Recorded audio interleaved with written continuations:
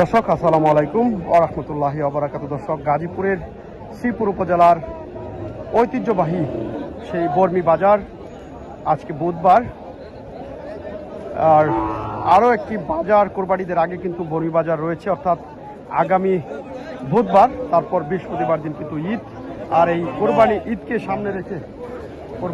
সামনে রেখে আজকে বর্মি বাজারের যে বর্তমান অবস্থা আপনাদের এখানে পশুর হাটে এই মুহূর্তে রয়েছে এবং আপনাদেরকে দেখাতে চেষ্টা করছি। দর্শক, এখানে কিন্তু আজকের যে পশুর একেবারেই কিন্তু পশু বাজার ভর্তি রয়েছে। বাজার ছাড়িয়ে কিন্তু এই হাট চলে গিয়েছে রাস্তার মধ্যে।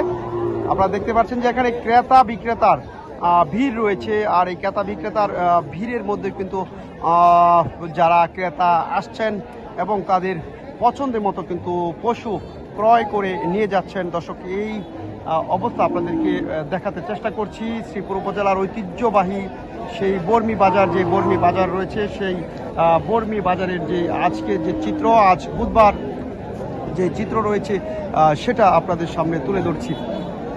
অবস্থা ভাই বেশি একটা ভালো না। আমার গরুটা 65,000 টাকা কিনা, 65,000 টাকায় দাম বলে।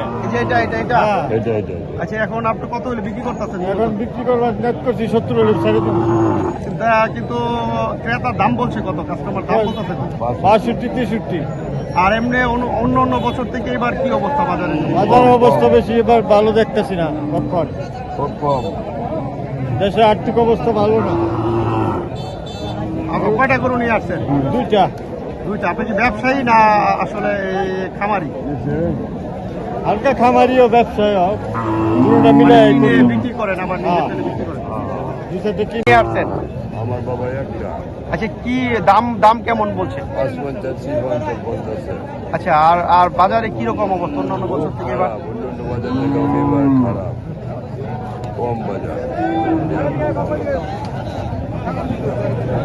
টিভি হয়েছে, এইগুলো বলে 50, এইগুলো বিয়ে হয়েছে 1.5 লাখ, এইগুলো বলে 1 লাখ 20। সামনে তো সময় রয়েছে, আশা করছেন যে বাজার চড়বে? চলবে।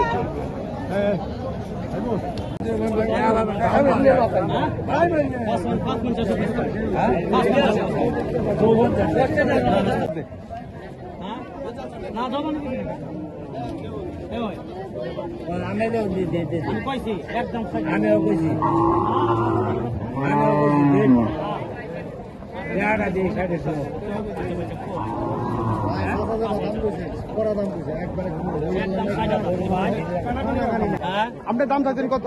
আমি দাম চাইছি 65, তারা কইছে 550।